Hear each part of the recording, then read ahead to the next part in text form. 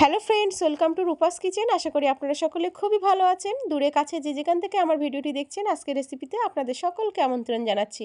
আজকে দারুণ মজার একটা ইভিনিং স্ন্যাক্সের রেসিপি নিয়ে হাজির হয়েছি। এই রেসিপিটা এতটাই সহজ এবং এতটাই ইউনিক হয় যে এটা আপনি একবার দেখলে কিন্তু তৈরি করে নিতে পারবেন খুব সহজেই, এবং এটা একবার খেলে সত্যি বারবার খেতে ইচ্ছা করবে। এটা এতটাই মুচমুচে আর এতটাই সফট, একদম কম উপকরণে কিন্তু এই রেসিপিটি তৈরি হয়ে যায়। সন্ধ্যাবেলা চায়ের নাস্তায় কিন্তু এই ধরনের স্ন্যাক্স পেলে আর কোনো কথা হবে না। তাহলে চলুন দেরি না করে দেখে নেওয়া যাক আমার আজকের রেসিপি।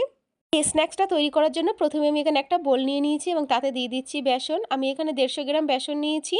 আপনারা আপনাদের প্রয়োজন মতো বেসনটা নিয়ে নেবেন। তারপর আমি এখানে দিয়ে দিচ্ছি মিডিয়াম সাইজের একটা পেঁয়াজ, এইভাবে কুচি করে কেটে নিয়েছি।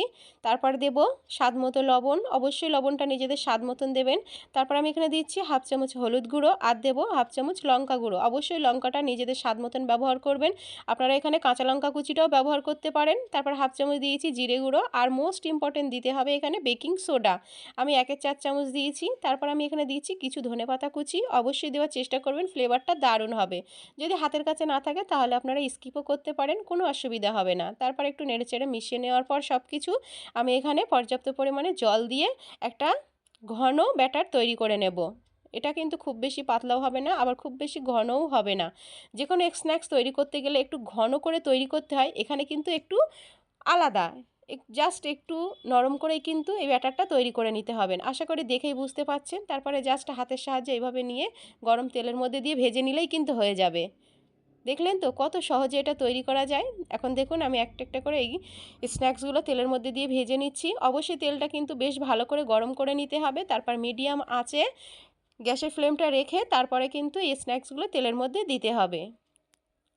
দেখুন একসাথে কিন্তু অনেকগুলো এইভাবে তৈরি করে নেওয়া যায়।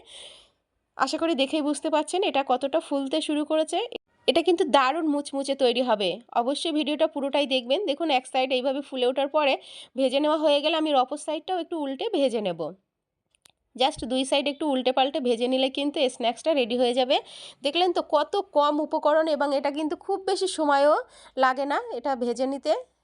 এখানে অবশ্যই একটা কথা মাথায় রাখতে হবে, প্রথমে তেলটা কিন্তু বেশ ভালো করে গরম করে নিতে হবে। তারপর গ্যাসের ফ্লেমটা মিডিয়াম আঁচে দিয়ে এই স্ন্যাক্সগুলো তৈরি করে নিতে হবে। দুই সাইড উল্টে পাল্টে ভেজে নিলেই কিন্তু আমাদের রেডি হয়ে যাবে। জাস্ট 5 থেকে 6 মিনিট ভেজে নেওয়ার পরেই এরকম একটা সুন্দর কালার চলে আসবে। তারপর আমরা এখান থেকে এই নাস্তাগুলোকে তুলে নেব। জাস্ট দেখুন কতটা অসম্ভব দেখতে সুন্দর হয়েছে। এটা যতটা দেখতে সুন্দর ততটাই কিন্তু খেতে দারুণ। অবশ্যই বাড়িতে একবার ট্রাই করবেন। দেখুন আমি সব স্ন্যাক্সগুলো এভাবে তেলের মধ্যে থেকে তুলে নিচ্ছি। এখন গরম গরম সার্ভ করে নিচ্ছি। আশা করি এর আওয়াজটা শুনে বুঝতে পারছেন এটা কতটা মুচমুচে হয়েছে খেতে। আশা করি আমার আজকের এই সহজ রেসিপি আপনাদের কাছে খুবই ভালো লেগেছে। ভালো লাগলে অবশ্যই ভিডিওতে একটা লাইক করবেন, আর রেসিপি কেমন লেগেছে কমেন্ট করে জানাতে ভুলবেন না। আর আমার চ্যানেল যদি নতুন বন্ধু হয়ে থাকেন তাহলে অবশ্যই চ্যানেলটিকে সাবস্ক্রাইব করে চ্যানেলের পাশেই থাকবেন। দেখুন এটা যতটা বেশি ভিতরটা সফট, উপরটা কিন্তু তেমনই ক্রাঞ্চি। অবশ্যই বাড়িতে একবার ট্রাই করবেন, নয়তো কিন্তু বুঝতে পারবেন না। দেখা হবে নতুন রেসিপিতে। ততক্ষণ পর্যন্ত ভালো থাকবেন, সুস্থ থাকবেন। ধন্যবাদ।